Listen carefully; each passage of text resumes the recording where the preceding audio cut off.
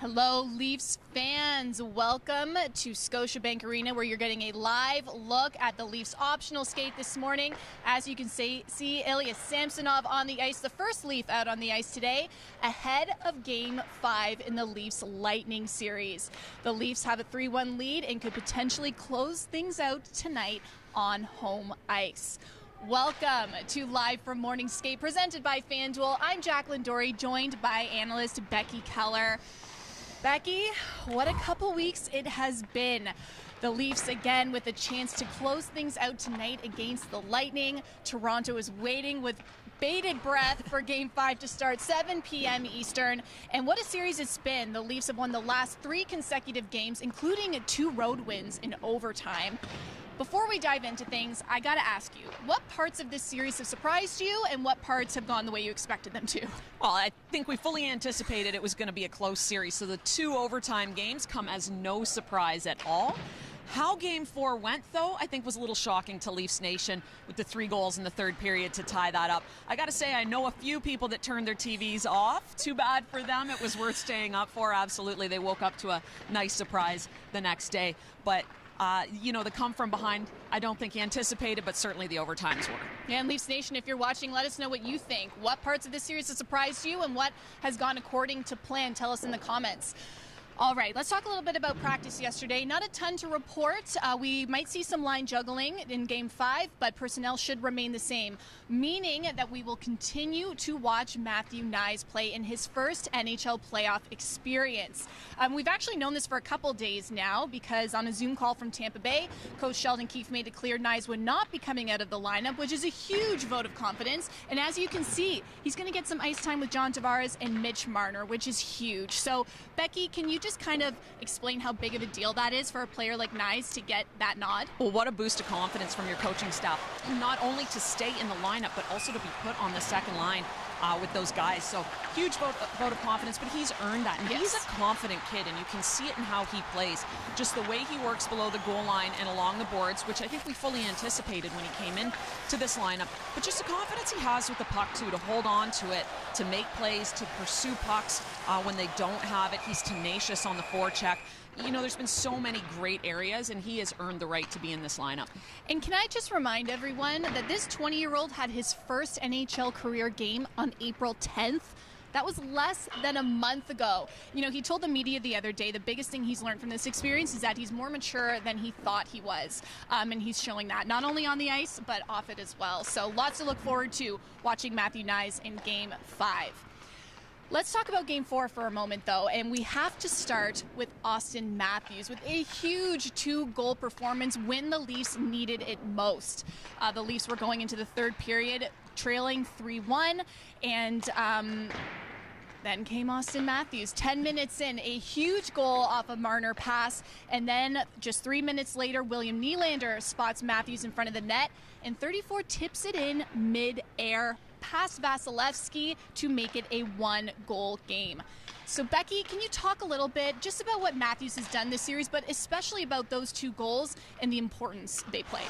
This is the guy that you would expect to get them back in the game, and you know he's done it for them since he's been a Leaf, really. Right. And just some unbelievable skilled work, and you saw that in this goal.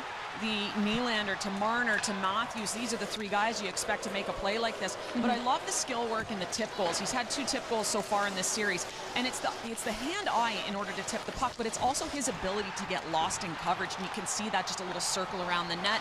Tampa Bay loses track of him. He gets himself open, and then that shot comes through, and he is able to get a stick on it. Just love the skill work involved in that. Matthews doing what Matthews does, making it look easy. But, you know, he's not the only core player to make a difference in Game 4, let alone the series. Let's start with Morgan Rielly, shall we? He's having an extraordinary series, and that didn't stop in Game 4. As you can see, he's got 2 goals and 4 assists, and he had a 4-point night in Game 2, the OT winning goal in Game 3, and then the game-tying goal Monday in Tampa Bay. We've also seen William Nylander producing as well. He didn't get his usual minutes in Game 4, but he did manage to register 3 assists on top of his 2 goals in this series for a nice 7 points so far. And of course, we can't talk this series without talking about Ilya Samsonov. coming in huge after so much talk about goaltending from preseason up until the playoffs, and he has an .876 save percentage and has gone up against 121 shots. Can you just talk about how big of a role he's played in this series? Goaltending is always big in the playoffs, but he has come up huge at huge times, including in the overtime the other night when Stamkos got the puck in the slot and he made a big save. 36 saves in Game 3. He's really been getting it done for this team. But what I really like about his performance is the fact that he didn't have his best game in Game 1. He wasn't happy with his game. The team wasn't happy with their game as a whole. But you saw him the next night on the ice, the next day on the ice. First guy out here, getting himself prepared. He was able to put that behind him and bounce back. And that's what you need from a goalie. Short-term memory. You have a bad one, you let it go, and you come back out and you battle. And we've seen him battle in this series. He's been excellent. Yeah, Coach Keefe actually praised him for that as well. Just saying after Game 1, came back in the locker room the next morning, all smiles, no stress, no negativity, and he said that showed a lot about his character and who he is as an athlete. All right, let's talk about what's happening on the ice right now, because it is an optional skate ahead of Game 5. Like you mentioned, Ilya Samsonov, first one out on the ice today. We see some mainstays like Luke Schenn, as you can see there. And you know what? There's not a lot that you can predict in a playoff series, but there is one thing you can predict if you're at morning skate with the Toronto Maple Leafs, and that is the presence of players like Schenn and Mark Giordano and Ryan O'Reilly. Those three are always on the ice. You never can mistake them, and it's just that veteran presence that I think really brings a calmness throughout this crazy time. Yeah, and these are guys that know what they need to do to get ready to be on the ice in a game tonight. Guys that are a little bit older, and so it takes a little bit longer. I played till I was 35. I know things change when you get north of 30. It takes a little longer to warm your body up. So just love the fact that they know what they need. They know what their bodies need, and so they're here at pregame skate on the optional ones every time, and you can rely on that. Yeah, Luke Schenn the other day said he would never give up free ice, or rather he would never turn down free ice, I should say, and he is a man of his word. All right, let's dive into Game 5, starting with Tampa Bay. Because, you know, when you take a look at how they've played in the last few games, the series standings don't really reflect the type of hockey they've been playing. They've done a really good job at outshooting Toronto in multiple periods and having possession in the Leafs zone. So what is it about the Lightning's play that has been good, but at the same time has allowed the Toronto Maple Leafs to respond in such a huge way?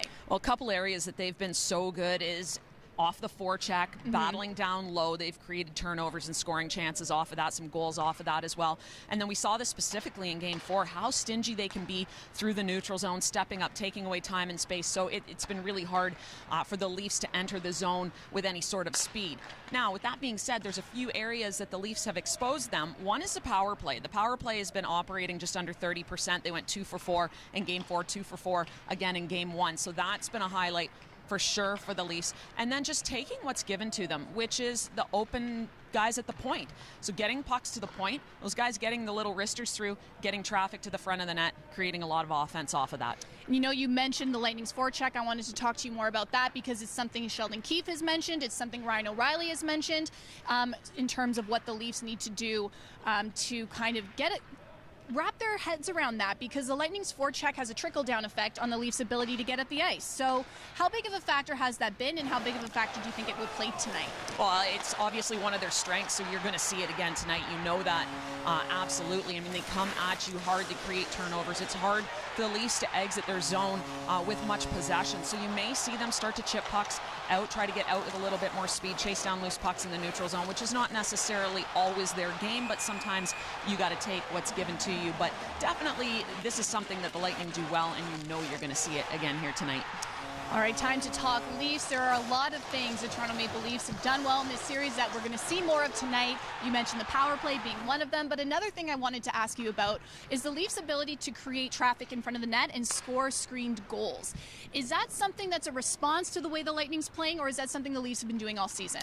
Well, I think it's a response to what they're seeing from the Lightning. They haven't got a ton of offense from the back end throughout the course of the regular season. Right now the points are open, and so they're getting it to the open guys, and they're finding those shot lanes and putting pucks on net. I love the fact that the Leafs are getting to net front. They're doing a great job of that. Vasilevsky's one of the best goaltenders in the world, but he can't see it if he can't stop it. And you see that this is a conscious effort for the Leafs because they've been working on it in most of the drills that they do in practice. They're working on getting guys to the front of the net, taking away goalies' eyes, getting sticks on pucks. So again, I would think that's something that they're going to focus on again going into Game 5. Definitely. Well, in Game 4, the Leafs had a comeback, and the messaging in the locker room before going into that second period and that third period was to take it period by period. Just win the next moment, chip away at the score, and that's exactly what the Toronto Maple Leafs did to get that 5-4 win. I have zero doubt that the Lightning camp are having those exact same discussions right now. It is a do-or-die moment for the Lightning. They've got to win it today to stay alive. What adjustments are you expecting to see from them? Oh, we talked about the Leafs creating a lot of offense from point shots and getting traffic in front. So if you're Tampa, you need to clear out the net front. Let your goaltender see shots. You got confidence that he's going to save the pucks that he can see, but right now he's not seeing shots. So clearing out the net front and trying to get into shot lane. And on the other hand, the Toronto Maple Leafs, a chance to close this series on home ice tonight with their 4th win. What will be key to doing it? 60 minutes. We've seen the Leafs come up with some big wins, specifically on the road, but sometimes they did it only playing 20, 30, 40 minutes. I'd love to see them put together 60 minutes like they did in Game 2. Definitely. Okay, now it is time to talk about our prop picks presented by FanDuel. As always, we will start with our highest scoring period. I am going to go with the third. I think this is going to be a battle from the top. I don't think either team is going to want to give the other an inch, and I think it's going to come down to a game of attrition, and I think that third period is going to be the highest scoring, and I think the Leafs are going to take it. I'm going to go with the first. I think the Leafs are going to come out, put their foot on the gas right away. They want this game, and they're going to want it out of the gates. No tentative first periods. It's going to be like Game 2. They're going to come out strong. Well, I like that reasoning, so I won't argue with you on that one. Will there be OT? This one was a tough one for me because I'm like, the odds of a third OT game, there's no chance. So I went with no. But then there's been 2 OT games, so who's to say there won't be another? But like you said, I think the Leafs are going to come out to get the job done in 60. So no OT tonight. Yeah, I'm going to agree with you on that one. I don't think they're going to go to overtime 3 games in a row. Again, the Leafs are going to want this. They're going to come out hungry. I think they can get it done in 60. There you go. Hope you guys are all ready for tonight. Game 5, Leafs versus Lightning, with a chance for the Toronto Maple Leafs to clinch the series and go to the second round of the Stanley Cup playoffs. I hope you're mentally prepared, Leafs fans. I hope you're spiritually prepared and physically prepared for tonight's game. 7 p.m. puck drop Eastern. If you're watching from home, you can tune into CBC or Sportsnet. And if you are listening on the radio, go to the Fan 590. As always, I'm Jacqueline Doorey. Becky Kellar. Go Leafs, go.